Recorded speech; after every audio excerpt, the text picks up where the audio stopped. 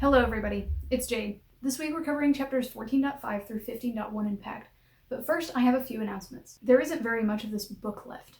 I'm only going to be covering the main section of Pact for 3 more weeks.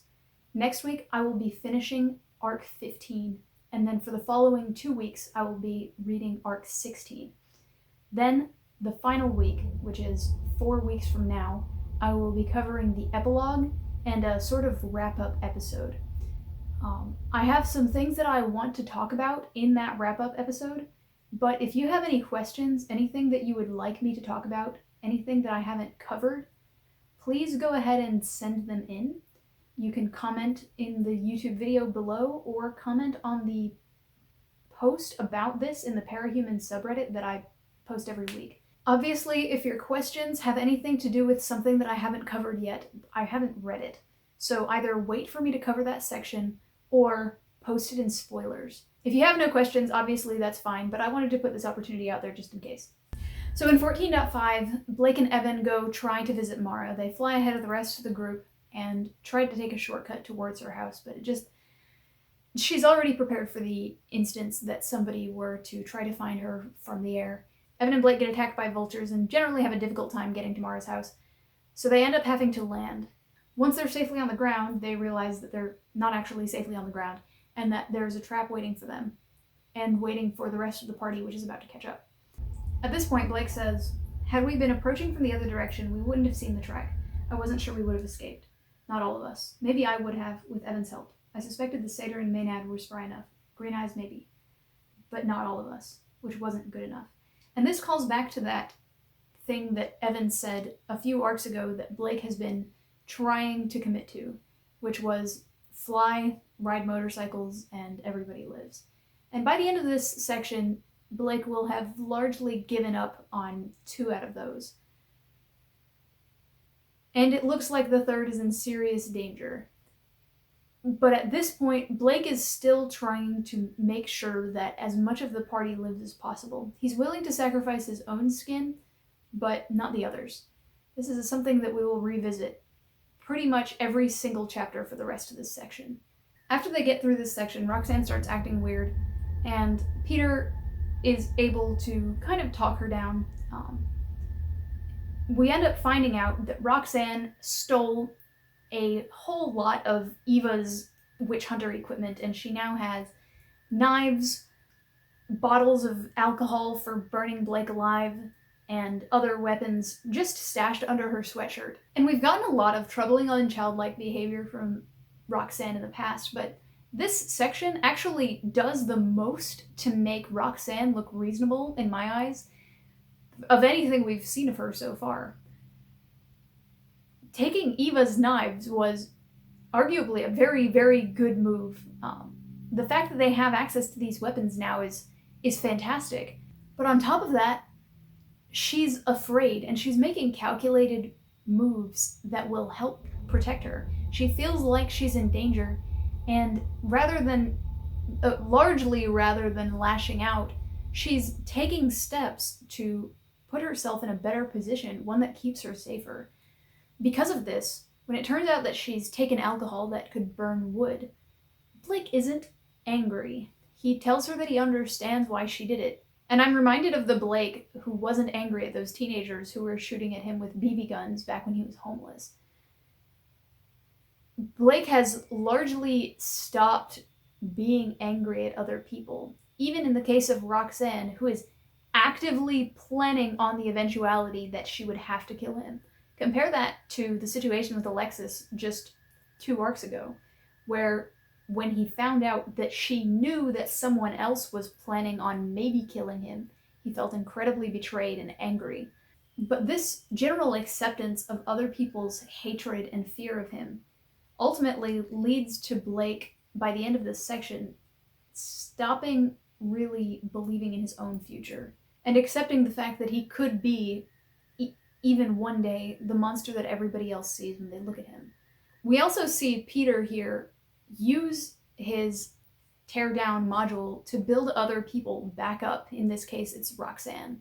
And it's incredibly heartwarming to see that Peter, whose entire personality is largely defined by his habit of making other people feel miserable can use the exact same skill to improve party dynamics and make other people feel better. And this is going to come back later when we talk about angels and demons using similar attacks to create and destroy. The Thorburns are the vehicle through which we largely explore the concept of demons. Also, even when Peter is comforting Roxanne, Blake feels the need to call him out and needle him. Even though Peter can switch off the needling other Thorburns thing, Blake hasn't really gotten that far yet. At one point, Roxanne says, "I wouldn't have let him shape me." She sounded a touch defensive, referring to her father, who is, one of the Thorburns, who would have turned her into the perfect asshole heir. And you're reminded of Lola just a few arcs ago, who was saying, "Of course I will never become one of the complacent Duchamps. I believe in making the future better." So Blake is attacked by this creature that can sort of selectively phase through things. So if Blake punches this creature, his fist goes through it, but the creature can grip his neck and be solid in places where it chooses. And the interesting thing about creatures like this is that there's one very effective way to fight them. So this creature phases through objects, people, and terrain. It moves at a fairly normal pace, but it's difficult to hit because you don't know whether what you're hitting is going to be solid or not, and it can selectively choose what's solid and what isn't. So how do you fight a creature like this? You light the environment on fire. If you completely cover the environment the creature is in on fire, it can't phase back into reality, or if it does, it's going to get severely burned. Now, unfortunately, this is not a good idea for Blake because he's made out of wood, but I do think if he'd thought of it, he would have definitely gone for it. So then Corvidae shows up and pretends to be the hero, and then we get half a chapter of dramatic irony where Blake is the only one that knows that Corvidae is secretly a prick.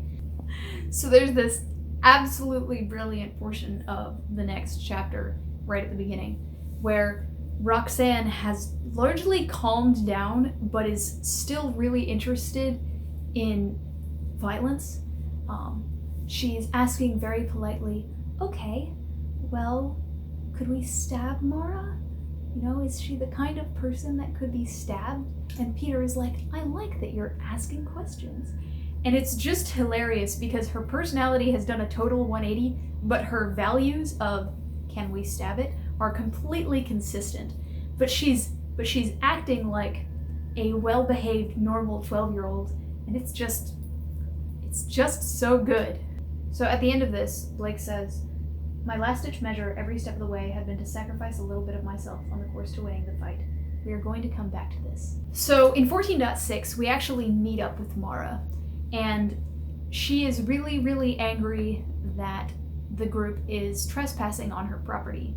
She says, "You betray custom. One should give notice before trespass. The laws are with me in this. The laws are with me in any and all retribution I take."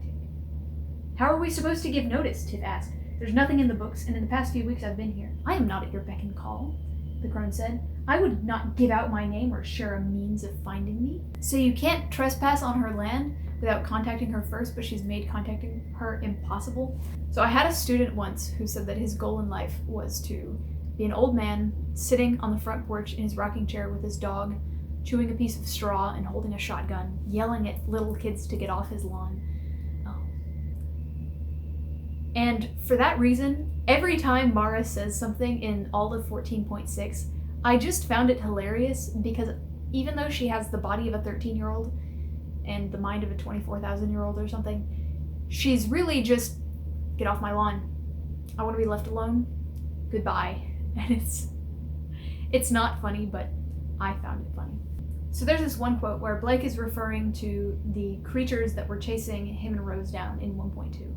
He says, "Rose wasn't here and it was a good thing," rather than the inverse. So the inverse translated is, Rose was there in 1.2 and that was a bad thing. Which just, oof, right? Because even though Rose was lying to him, probably at that point. The fact that she was there was unambiguously a good thing, because she got him out of that situation. So he's just anti-Rose 100% now. He has no qualms, nothing. He just doesn't like her. So there's this one point where Tiff says, "You can't complain if we had no other avenue."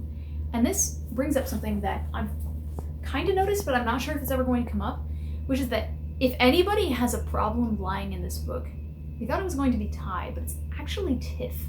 At one point, Tiff tries to comfort Roxanne, and Roxanne calls her out and says that she's wrong, which is incredibly dangerous for Tiffany. But here, she says, "You can't complain if we had no other avenue," which is patently false. Mara can physically complain if she wants to. You can complain about anything. Can't is not a good word to use if you're a practitioner, because most of the things that you are referring to are actually possible. Now, Mara doesn't call her out on this, but this came up in the exact same chapter, or the chapter after Roxanne called her out for being incorrect about assuming her feelings. So, yeah, just an observation about Tiffany. So, I've been talking about human agency in this book and how, it seems like not a lot of people have choices, and there's so many bad choices where you choose between two bad things, or you're forced into a corner, and it just seems like everybody is being puppeted because they're being mind controlled and all that stuff. And Mara says, "Enemyship is as much my choice as it is yours. I choose to be enemies."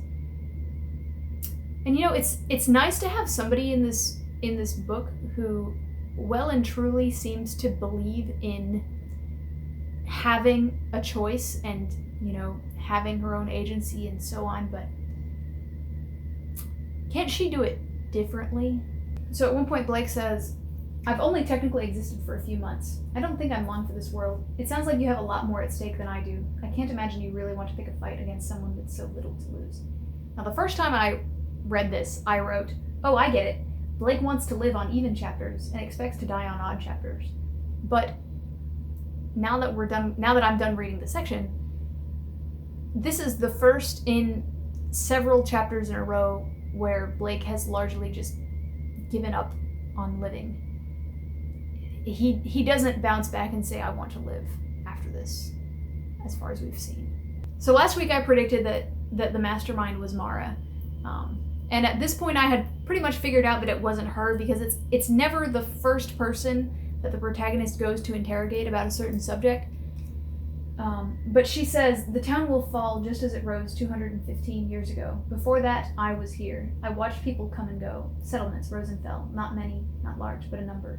Before that, I was here." This drove me nuts, because I knew that it wasn't Mara, but I was like, but she does know how the town was formed, and that does have something to do with the bell and all that stuff. No.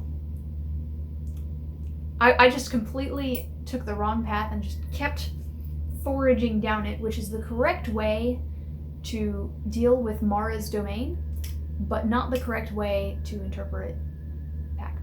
So we find out that Mara's family came to Canada from Russia. They migrated across the land bridge while that still existed, using a boat. So she's somewhere between 10,000 and 24,000 years old. She's been having children and then possessing their bodies for all that time. And we know that the practice as it is today was largely created/invented by Solomon, who lived like 3,000 years ago. So no matter how you spin it, Mara is much, much older than modern practice. So the kinds of rules that she lives by are vastly different than anything anybody else is playing by. Sure, she has probably figured out that certain things are the right way to please the spirits, like being dramatic and using rituals and telling the truth. But she probably doesn't use runes. She probably doesn't read books on other types of practice.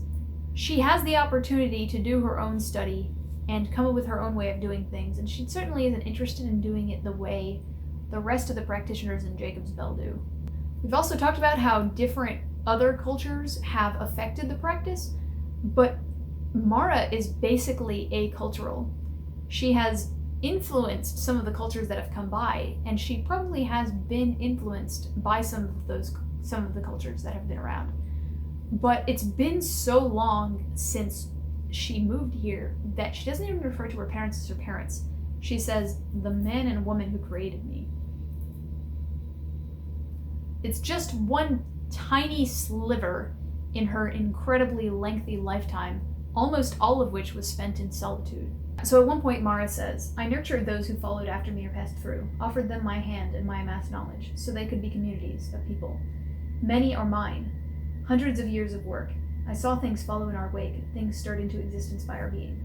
Your others, echoing our intelligence, echoing our pride and fear and pain, to join those others that were here before the first people. I am familiar with them all. I know what man is, and I know that your love and law and fairness are invention younger than I am." So at this point, it becomes clear that Mara's motivation is incompatible with whoever is destroying Jacob's Bell. Everything around her is this tide that matters very little to her. And occasionally there are probably things that she is interested in, but she doesn't seem angry enough to want to destroy the town. She also doesn't seem apathetic enough to crush it for some personal gain, because she doesn't really want any personal gain. She's not missing anything. So there's a couple ways to interpret Mara's behavior. So there was this quote, I think it was by C.S. Lewis, but it was probably by somebody else, that says, "A tiger cannot be evil because a tiger can't understand the concept of evil. If it kills someone, it is because it is hungry, or it's because it's protecting itself, not because it wants to do a bad thing. Only humans can understand the concept of evil and therefore choose to go towards it or away from it." And at first I was thinking that Mara in this case is a tiger. She can comprehend the concept of evil, but at the time that she was born, it probably wasn't a concept that she was familiar with or used. Maybe it was something that was starting to be used, but it probably wasn't as big a deal as it is to humans of today. But she has had 24,000 years to sit on this, almost all of which were spent in solitude. She doesn't seem less intelligent or less developed than any of the modern humans. She's perfectly coherent. She's probably extremely multilingual.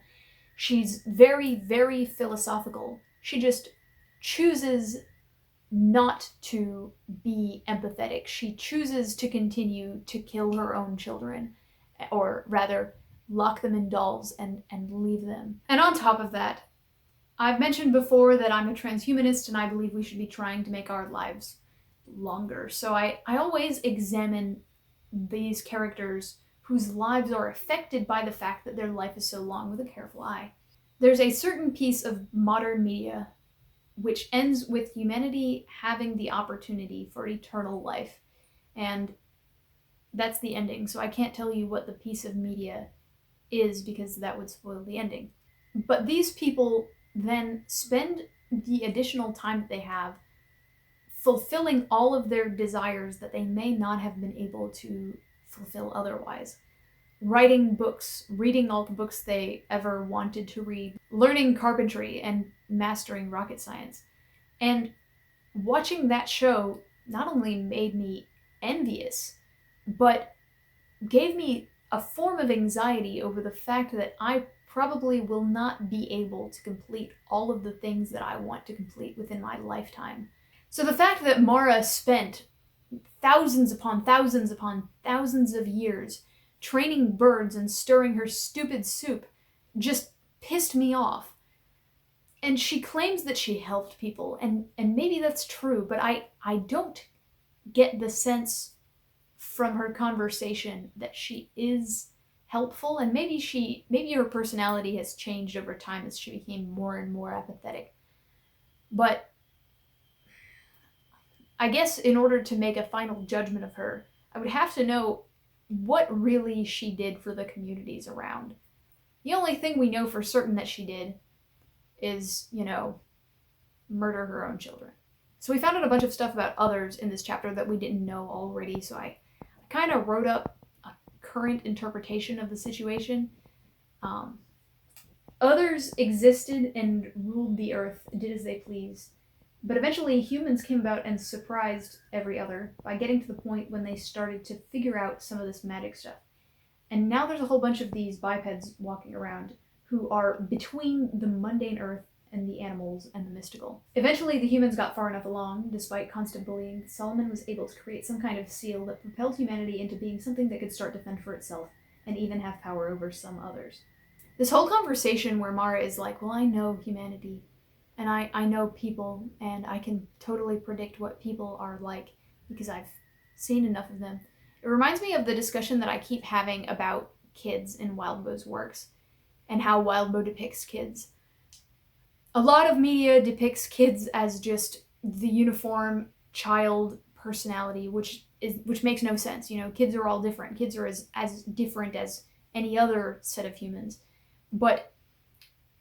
And I feel like that's how Mara sees humanity, the way we see children in other media. I've seen plenty of humans. I know what humans are like. I've seen enough humans that I know exactly what this human is going to do right now. Boredom is a newer invention, she said. Loneliness, a luxury. For most of humanity's time on this earth, the only desire was to exist. Food, shelter, water, health. When our lives ran short, we carried our existence forward through our offspring. I know I'm making her point for her, but that sounds fucking miserable. She's a hypocrite, right? If truly the only desire that a human is supposed to have is to have food and shelter and health long enough to produce offspring to carry your legacy forward, then she wouldn't have extended her life this long. I hate swim.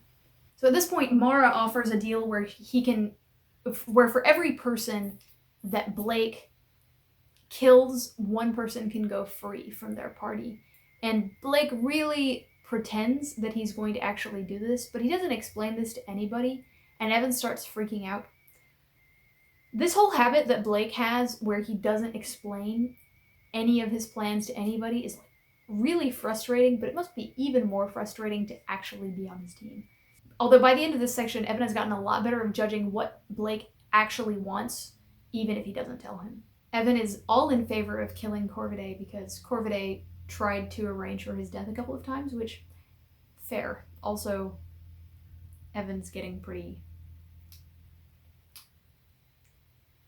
So there's this one point when Peter is begging Mara to let the Thorburns go, and he says that the Thorburns are so horrible that we're going to kill all the humans eventually, or we're gonna make everybody in the town miserable. And Tiffany says, I wish I'd gone with Rose's group. And I laughed my ass off at this. But the significant thing about this is that for most of this book, we've always been a little bit unsure about somebody's motivations or character. We didn't always understand why the Cabal was with Rose or what Rose was doing running for Lord of Jacob's Bell. And when new characters were introduced, it was difficult for them to have chemistry with the rest of the group because we didn't know the rest of the group super well, and we didn't know these new characters. But now I feel like we're at the point where every character has been very well drawn out and their motivations are clear. So everybody can have this fantastic chemistry with each other where most of the lines are really funny, even though we're in the middle of a fight scene. And on top of that, if somebody had told me 4 arcs ago that the best thing to happen to the general enjoyment of this book would be for the Thorburns to join the main cast, I would have been very surprised. But no, they're great. So then Rose comes in and saves the day with her giant new hunting rifle. And this hunting rifle is supposed to remind you of conquest. And that's bad. But where does the hunting rifle come from? It comes from the Knights of the Basement, and they have even inscribed a wind rune on it to improve her accuracy. And at one point in the book, Blake also carried a gun. And that gun came from the Knights of the Basement, and it was inscribed with a wind rune so that he would have better accuracy. This is a different gun. Blake had a shotgun, and Rose has a hunting rifle. But what Blake was doing when he had that shotgun was going after the hyena and rescuing Evan.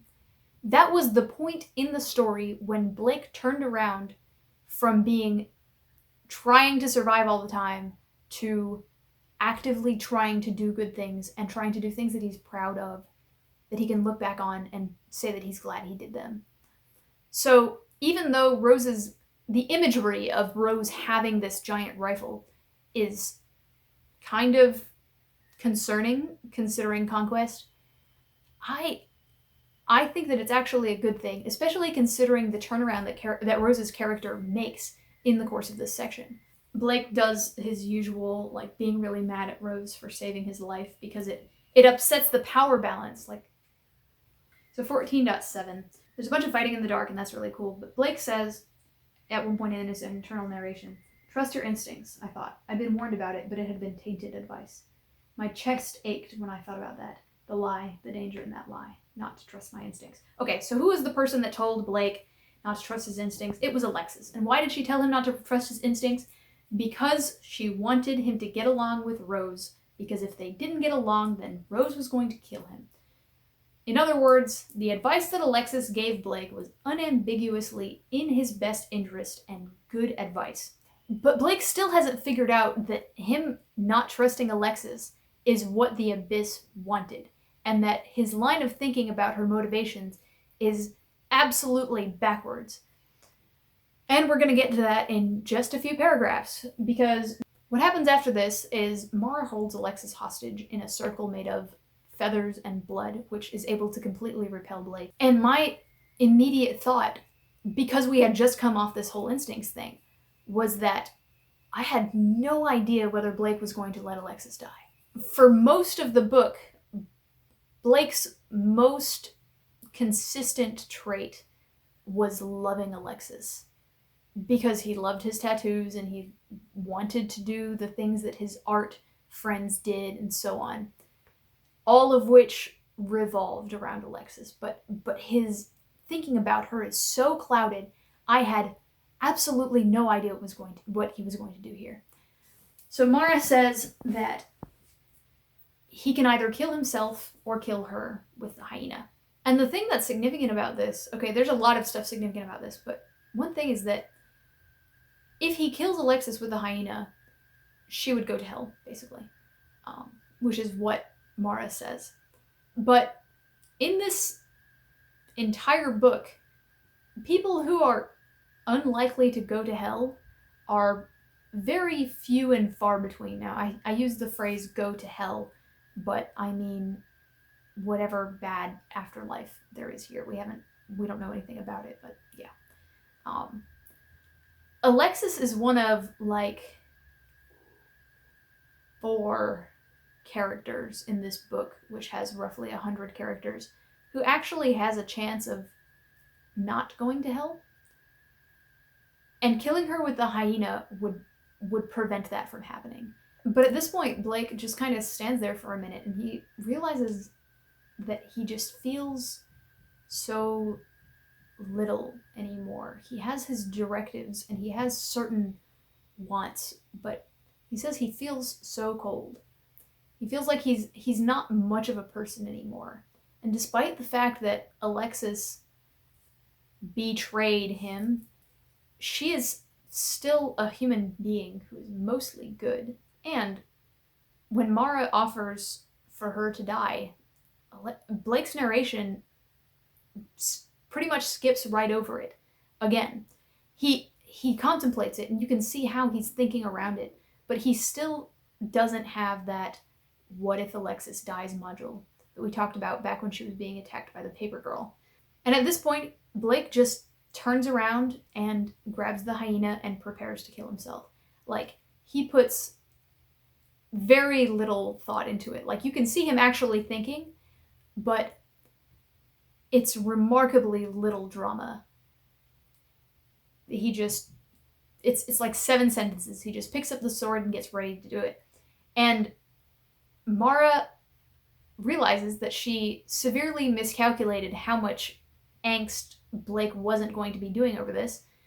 So she figures that the best way to cause pain to Blake is to just slit Alexis's throat right there. And, well, I certainly believed it. This was one of the most tense moments of the book so far for me. I was like clenching my teeth and balling up my fists. I was very, very tense at this point. And I feel like that's the common reaction. But something we learn about Mara here that really proves her character is that she could have just let Blake die. Blake was about to stab himself with a sword that prevents healing. But rather than let Blake die and win the fight, she wanted to cause him the maximum amount of pain, so she slit Alexis's throat. Which doesn't win the fight, it just makes him feel worse. And that's why I don't really believe Mara when she says, "I helped all these communities. I'm an integral part of society." Fuck you, you bitch. The rest of society got along just fine in the rest of Canada and America and every other place in the world without you, you old hag. So Blake kills Corvidae. It turns out that Alexis's death was an illusion. Mara gets mad that Corvidae died, but like, you just slit Alexis's throat. Like, what did you think was going to happen? It can't have been an accident that of their entire like 25-person party, she picked Alexis. Like, she was trying to get at Blake. Also, this is Alexis's second fake death. I predict the third beat in this is going to be that Alexis has no more fake deaths. Let me get to 14.8. Blake stands in the sunlight and ponders how little flesh he has left. But he does get to feel the warmth of sunlight on his skin, which is actually pretty funny because you would think that the tree bits of him would appreciate the sunlight because photosynthesis. Anyway, he says, "Holy hell, had it ever been a long night." And he is 1/4 of the way through it. 1/4 of the way through the night. So Rose approaches Blake, and she seems really humbled by something. And previously in 14.1, Blake called out that Rose was acting weird around Alistair, and we find out why. Apparently, Alistair made a quip or a comment of some kind that basically said, "You act like a massive bitch to your twin, and I hope that's not what our marriage is like." Now, you could interpret this as Alistair being a jerk, but I think Alistair is largely justified here. From his perspective, he met this girl like 3 hours ago in a mental asylum and proposed to her because he was instructed to do so by some other member of his family. And when they're talking to each other, they seem very professional, and they seem like they work together well as a team, much better than Blake and Rose, but they're not really at this like lovey-dovey stage yet because they just met. They're doing a lot of arranging. But what Alistair sees when he sees her interact with someone that she actually has an emotional tie to is that she treats him like shit, and she becomes completely unreasonable. It's impossible to deal with her because she doesn't want to make deals. She doesn't want to compromise. And honestly, if I saw what Alistair saw of her since they met, I would be concerned too. We've been calling Rose out this whole book for being bad at working on a team. Specifically a 2-person long-term team, which is exactly what a marriage is. Anyway, so she basically sits down and says, I recognize that I'm being unreasonable about you because Alistair told me so. And they have a conversation about what it's like to be each of them. Rose feels afraid at all times because she knows that eventually Blake will just snap and come for her. And Blake says that he feels nothing. He says he doesn't feel fear specifically. And she says that she's envious. And it calls back to the fact that we know that fear and insecurity is Rose's driving personality trait. She feels afraid all the time, and she uses conquest to compensate for it. It's a reflection. So now Blake has just come off of the Alexis incident, where he decided that he was okay with dying, and that while he still has some unfinished business to attend to, it's not worth a huge amount to him in the face of everything else that has stacked up. On top of that, in all of his interactions with almost anyone in this whole section, they see him as a monster. The only people who don't treat him as a monster are Evan and Green Eyes, except for the fact that Evan is constantly reminding everybody what a great monster Blake is, which I'm sure is not what he wants to hear. So, calling back to what he said in 14:5, my last-ditch measure every step of the way had been to sacrifice a little bit of myself on the course to winning the fight. So Blake decides to do the opposite here. Rather than sacrificing a little bit of himself in order to win, he decides to sacrifice all of himself in order to lose. He forfeits the conflict between himself and Rose, and tells her that if he ever gets to the point where he's actively coming after her again in a violent way that hasn't been brought on by her or Alistair, that she has the right to kill him. And it's easy to see this conversation as sad, but taken with what's been going on the whole story and what we see of Blake's future, which is not very much, Blake's whole life looks sad. At this point, it looks like he's going towards the bad future where he just feels nothing except for rage towards Rose. In this, he actively takes a step to prevent that bad future. And Rose may not be his favorite person, but if you have to choose between having a mediocre human being around, not that I'm calling Rose mediocre, but I'm saying this what Blake thinks of her, and having an angry rage monster who used to be a nice person, and only one of them can live. Yeah. It sucks. It just sucks. But from this point on, Rose and Blake get to be a team. And it's awesome. So just as far as, what this book is accomplishing, I'm going to take a second to say that when I read Worm, I cried a lot. There were a whole lot of parts of Worm that made me cry. It's a very, very emotional book, and a lot of the characters and a lot of the narrators have a lot of emotional baggage. And then when I read Ward, I was already emotionally invested, so I cried a lot more because I already knew these characters, and when they had even smaller breakthroughs, I felt so much more triumph than I would if I had just met them. And Pact is not like that. It's not as deeply emotional a book. Blake's narration is deeply emotional, but a lot of the interludes are just textbooks. A lot of the interludes are from the perspective of characters that we really don't like, who come across as cold. So Worm and Ward are crying books to me, but I haven't really done a lot of crying in Pact. It's just not the same kind of book, but this scene was the first time I actually sat down and just sobbed my eyes out. Like, I was blowing my nose and I was a mess. The last time I actually cried, I think, was when Blake took Evan as a familiar. Anyway, so I feel like from this point on, we're going to be hitting a whole lot more beats of emotional release that are probably going to make me cry. So in 14:9, Tiffany says, blood hags survive for as long as they do by taking the lives of others. From what Mara said, she took an immense number of young lives to live as long as she has, stepping into their shoes. I don't know about you guys, but I'm really not feeling the mercy.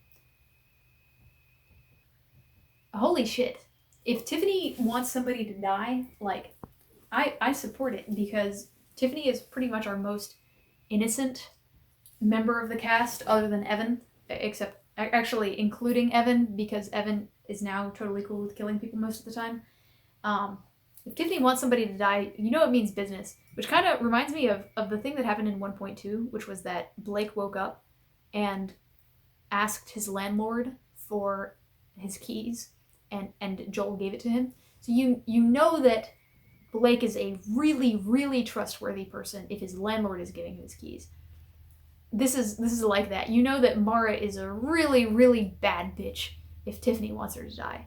So we find out here that the evil mastermind is Johannes, but that Alistair already said it's not Johannes. I kind of sat down here and I tried to figure it out. I was like, all right, I'm going to figure this out before I get to the next chapter. I was like, okay, maybe it's Johannes getting puppeted by Faisal? And then I just dismissed that immediately. I'm like, no, that's stupid. And then I was like, maybe there's something wrong with Alistair or the cards. And so my eventual prediction was that the Behame future seeing ability had been corrupted in some way, and that the cards were lying to Alistair or something. But when we get to the actual reveal that it is Faisal, the buildup is such that, despite the fact that when I originally considered it as an idea, I dismissed it because it didn't seem to make sense, by the time we get to the point when Blake announces that that's the case, it makes perfect sense. Not perfect sense, but you can see how we're going in that direction. Also, there's a lot of media where the bad guy or even the good guy gets their magic powers taken away, and sometimes I don't feel like it's earned. Like, not necessarily that it's earned, but I'm like, why don't you just kill him or whatever?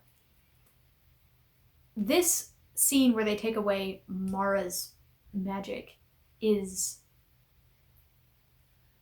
the most satisfying and most successful example of somebody losing their magical abilities that I've ever seen. So Tiffany asks Rose which parties she should go with, and Rose is like, come with me. And you just have to, you know that Tiffany is like, thank God I get to get away from the Blake group, which I'm sure she will regret later since she's in the house when it collapses, but that's beside the point. So Blake leaves Mara, Peter, Roxanne, and Ainsley back at the place where they were interrogating Mara in the forest. And then the other people who are not falling in the abyss are Faisal, Sandra, and Mags. As far as I know, everybody else is in the house at this point.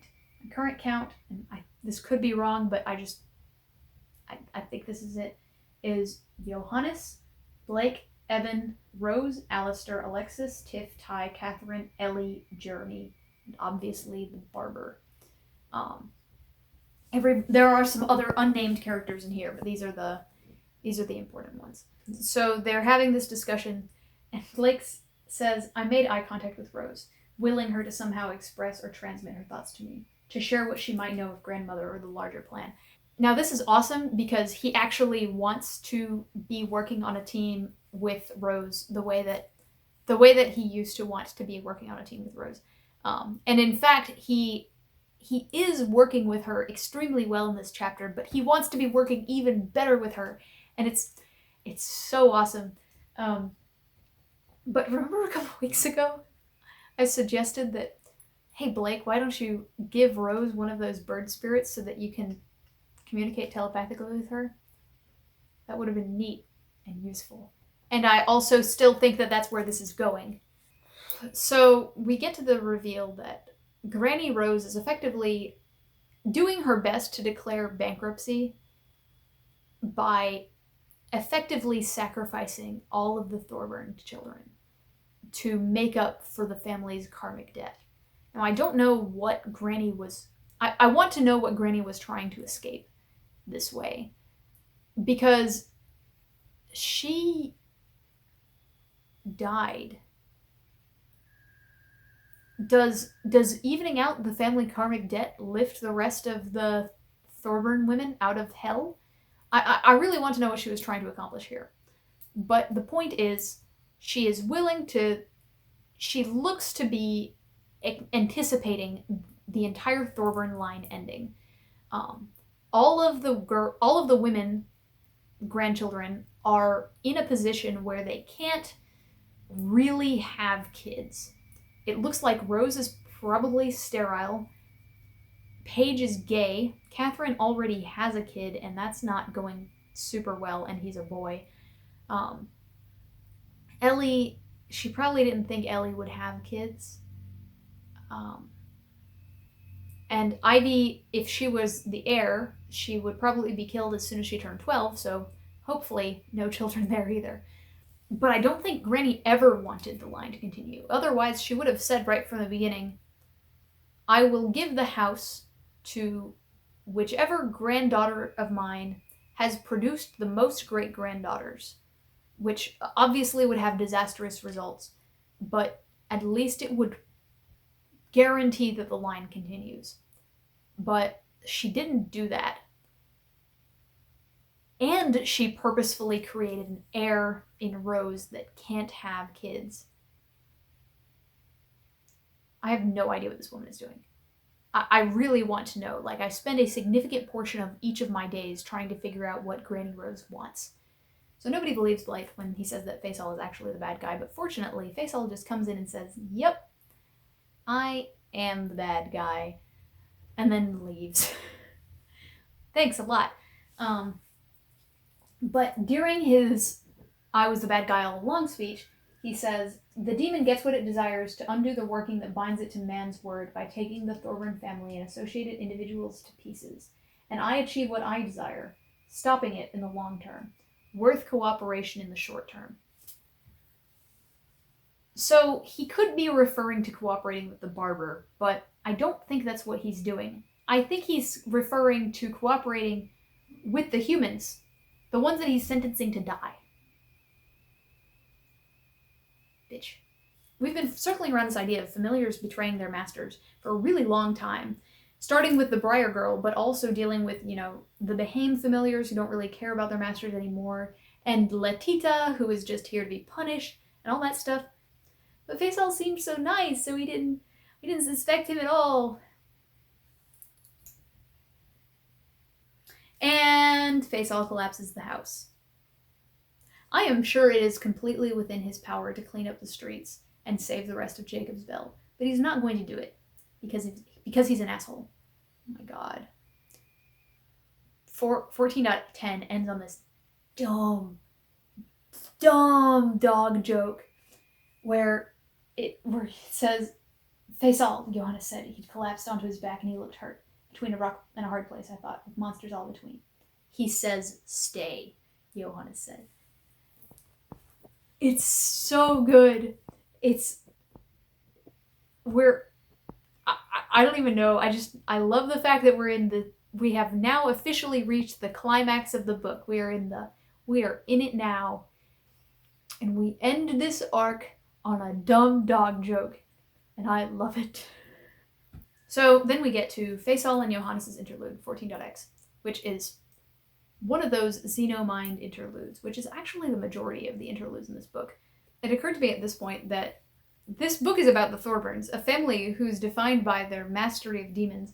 Of course, the bad guy is the only angel in the whole book. So we kind of see how Faisal handles creation.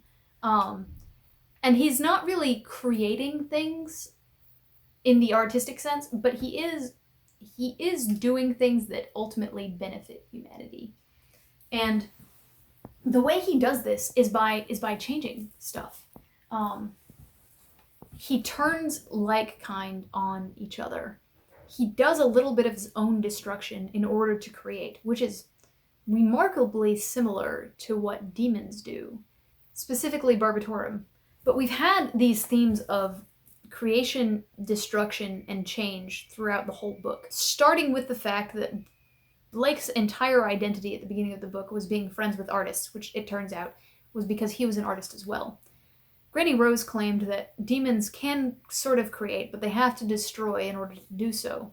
Faisal seems to be creating through change, and others, including angels and demons, seem to solve problems and change things in order to make things the way they want.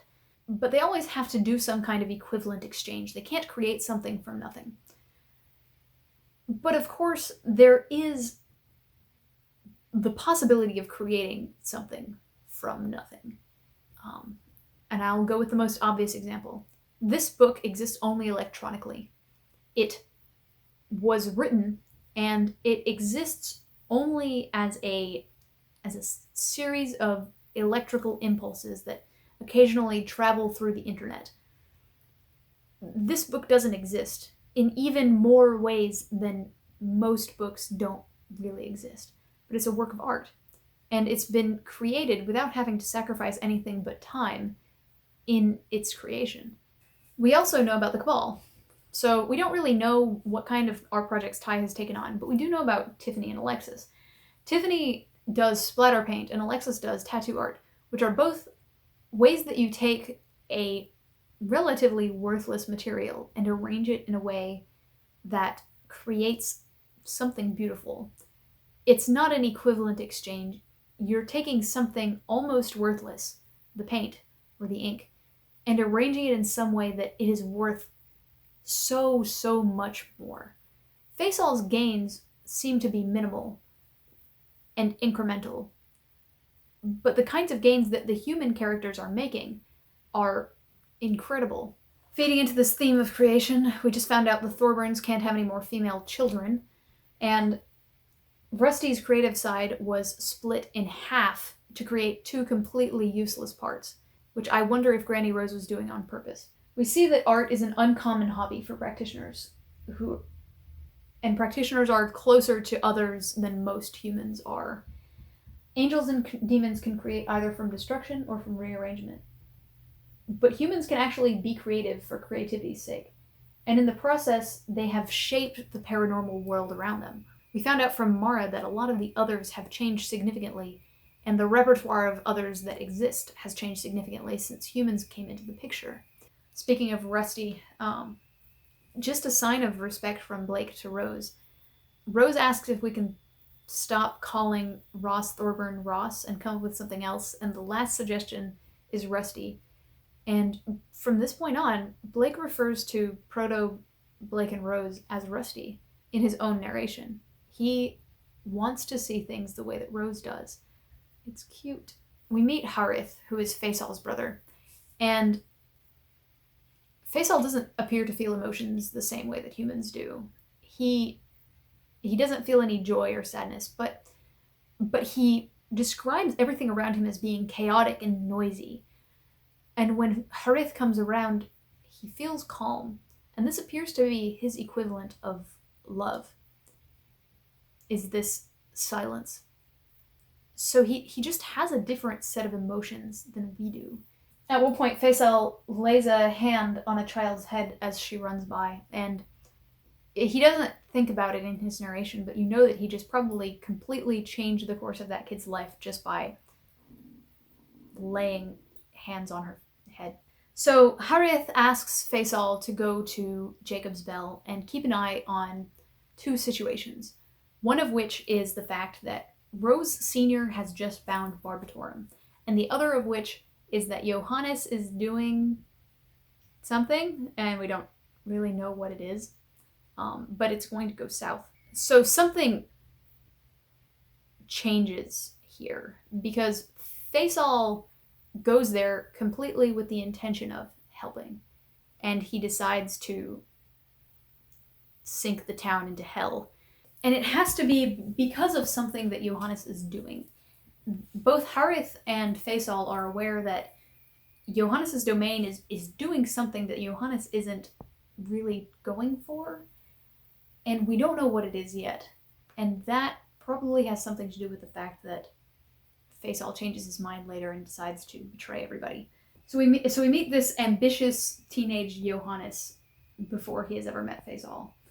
And he's incredibly endearing, but also quite cunning. He has every detail of his domain planned out.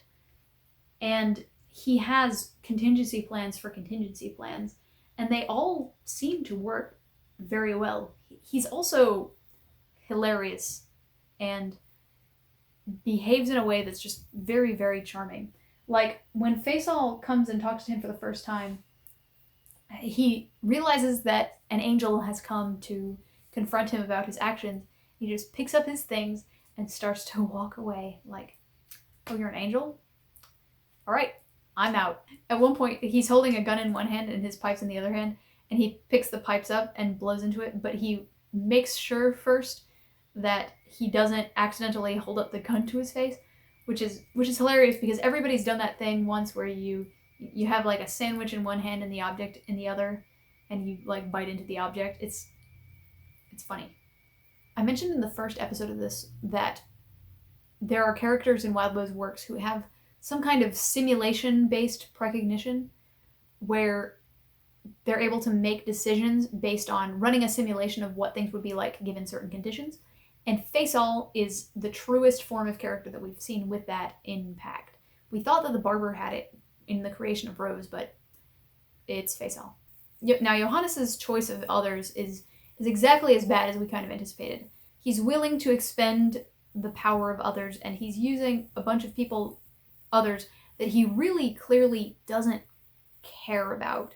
He's not an empathetic and kind person, but he is funny, and he's not that bad at this point. And then at one point, one of his fairies basically spews fluid and rodents, flooding much of the room, which is more proof that there's a relationship between fairies and goblins, since Gallowscream's axe did exactly this to the car a couple arcs ago. So what we know about Johannes right now is that his domain is the only thing that's supposed to survive of Jacob's Bell. And at one point, when Johannes is finishing the domain ritual, he says, "This domain is forfeit when I have passed from this mortal coil." I am pretty sure that this is part of the regular domain ritual, but I also saw it as a death flag for Johannes, because if he relinquishes the domain, there's a decent chance that that area will also fall into the abyss. And there's a bunch of others in there right now that Faisal may actually want to fall into the abyss.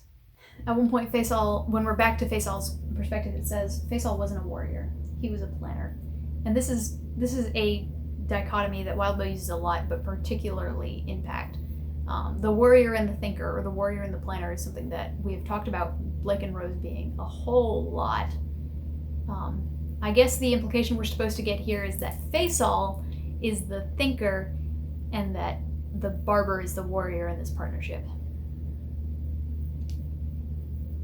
Like twins. And we find out that Faisal has possessed Johannes, and the next arc is called Possession! So on that topic, in 15.1, we start out with this incredible dramatic irony, which is that we know that Faisal is in control of Johannes at this point, but it doesn't come up at all. So that means we're going to continue through this whole section without it really coming up, and then it'll just come out of nowhere and surprise us right at the end. Right at the end of this arc, I'm thinking. It's been a while since I said this is probably my favorite chapter of the book so far. I think 15.1 is my favorite chapter of the book so far, because it's just so full of things that are incredibly emotionally impacting. And this was the 6th chapter that I happened to read in the same day. And normally by the time I get to like the 4th chapter in the same day, my emotions are starting to get muted. And I had just come off of the ridiculously poignant Blake and Rose conversation, which made me bawl my eyes out. So I was hesitant to even read this chapter that day, because I was like, I'm not gonna feel anything because I've already used all my emotions. But this was ridiculously tense, even with all of those modifiers attached. So the party gets split up, and Blake, Evan, and Millie Behame are separated from the rest of the party by a crevasse. And Millie sees a potential route to get back to the rest of the party, but Blake recognizes it as a trap. It comes up with another way for them to cross, which is by Millie freezing him as he's halfway across, climbing over him, and then unfreezing him so he can fly the rest of the way across the crevasse. And this is genius, right? It feels really, really triumphant that they got past the Abyss's trap, and a brick comes out of nowhere and hits Millie in the temple. Just bam, and she is dead. And at this point, we know that the party is really in deep shit here, because if the Abyss wants you dead, you're going to fucking die. There is nothing you can do about it. If the Abyss wants you to die, you are dead. And it's scary as shit, because there's things that they can do to preserve their own life against, say, the others that are living in the Abyss. But if the Abyss decides that it has it out for you for some reason, you're done. There's nothing you can do about it. You're just done. And I wonder what made Millie Behame be targeted in that way. Was she powerful enough that she could have maybe escaped if the Abyss didn't want her to? Was she just not as much of an asset and the Abyss decided not to waste its energy on her? I don't know. My original thought was that she maybe was too mentally stable to be corrupted by the Abyss, which would definitely prompt her to be immediately killed. So Blake thinks that some element within the party is affecting how the Abyss is behaving and treating the party. He says that it feels chaotic. He wonders if it's maybe the Barber's influence. I didn't realize that the Abyss was so influenced by individual party members. If anybody's going to influence, I'm sure it would be the Barber, because he's a demon. So then the Barber finds Blake. And this whole section is creepy as shit, but you've read it. You know how creepy it is. No amount of me telling you how creepy it is going to mimic the feeling that you get from this. So I'm not going to describe it in too much detail. But we see that the Barber is able to fling these... he's able to move in and out of mirrors, but he's able to fling something reflective, in this case a pair of scissors or shears, and then go into the mirror and come out. He can basically use it as teleportation or some kind of duplicate body thing. More like short-range teleportation. And it's OP as hell. Blake would have killed for this power a couple arcs ago. Maybe not killed for it. I don't know, maybe he would have. So a couple arcs ago I did predictions, and I said, so far we've had 2 beats of having a Mirror Dweller, Blake and Rose, and there has to be a 3rd beat to this. I can't believe I didn't realize it was the Barber. Of course the Barber is the 3rd Mirror Dweller. That was the first thing we found out about the Barber. Also, now that the house has been turned into this creepy library thing, isn't it great that they got rid of all the mirrors? Like, we were getting really frustrated with there being no mirrors in the house a couple arcs ago, but now there aren't very many mirrors for the Abyss to draw from, so the Barber has been severely limited, which is nice. Then it gets to this part where a hand settled on the right side of my face. The heel of the hand touched my jawline. The fingers reached just over the top of my head, calloused and otherwise scarred enough that the hard edges grated against the wood on the side of my face. His thumb pressed against my chin just below my bottom lip, and he squeezed. Bone and wood cracked, both splintering. So we have spent the majority of this book, Blake getting more and more comfortable with being touched, from holding Rose's hand when she needed company, to being okay with Green Eyes riding around on his back. He is largely okay with contact, but in this scene, we go right back into this phobia mode of having somebody touch you. And he doesn't even refer to it as I was uncomfortable with touch. It's a general vibe that is transmitted through the page, like, okay, now you, reader, are going to be afraid of the concept of touch. And it works. Like, at this point in the book, I was sitting on my couch and I was like shoved completely into the corner, curled up into a ball, reading like this. In a like basically fetal position. At one point, Blake tries to use his goblin chain to escape from the barber. Barber just grabs it and disintegrates the chain. So, for one, the barber's OP as shit. He can kill with a touch. But two, this means that when he's dragging Blake around, it's because he just wants to be dramatic. He could have, if he wanted Blake to be dead already, he could have just, oh, you're dead. Also, he squeezes his skull and breaks the bones in his face. So, yeah. So there's a set of teacher and students, and at first I got my hopes up. I was like, wow, that's neat that there's a school in the Abyss, because that means some of the residents are actually trying to have a society. No, it's a set of teacher and students that got zombified. Blake notes that everybody in this section, the library, the Corrupted Hills Glade House, is following some kind of theme of paper. Hilariously, Blake is made out of wood, so of course he fits the theme. Paper is made out of wood. So everybody starts attacking these kids and sending them down the stairs in order to escape from the barber. Alistair reveals that he does have some anti-diabolism something up his sleeve, which I still want to know what the whole thing with the Behames is, because if Granny Rose didn't think that the Thorburns could continue, but she's protecting the Behames, is she not actually intending for Alistair and Rose to get married, because that could sink the karma of the Behames? I don't know.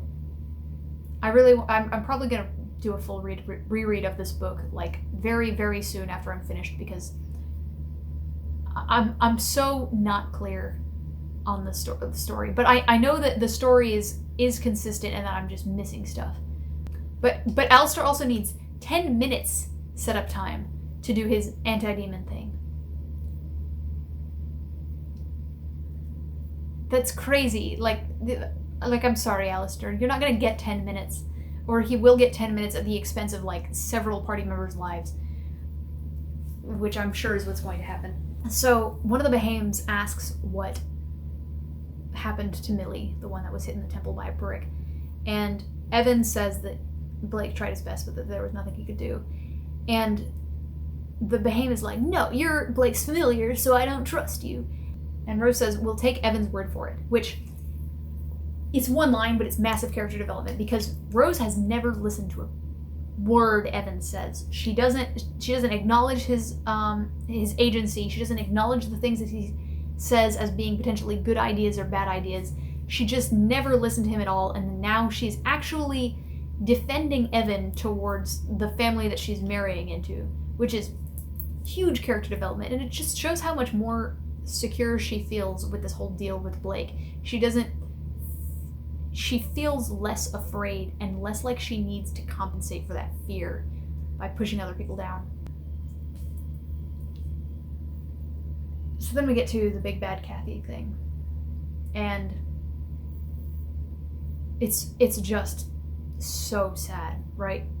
Like, what happens is Blake comes across Kathy laying on a pile of children's books, and all of the books have a cartoon version of Kathy on them. And she was reading one of the books, and it basically confirmed to her that she believes that her husband and son hate her.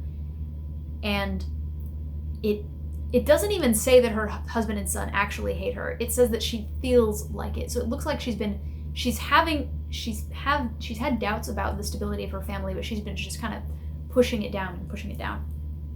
But the thing about Kathy is, she's been becoming a better person over the course of this book. You could absolutely see a version of this where she goes home after this and resolves to be a better wife and mother. But she doesn't have the opportunity to. Basically, the books possess her in some way, and she turns into this cowed zombie, and her eyes are replaced by scribbles, and it's just... It was undoubtedly the creepiest thing in the entire book so far. Just haunting. The books kill by taking something that you're trying to save and trying to improve, but making it static, so it can never be improved again. Also, on the lighter note, we've got Kathy is now our third Thorburn death since 1.1. So that means the third beat is that Kathy died, or Kathy got zombified, and we're not going to lose any more Thorburns. No. From this point on. I think where we're going with this is we're going to start steamrollering through the entire Thorburn family, and it's going to hurt. Where the fuck is Paige? So yeah, that's all I had for this week. I think I'm going to go read a book for a little while.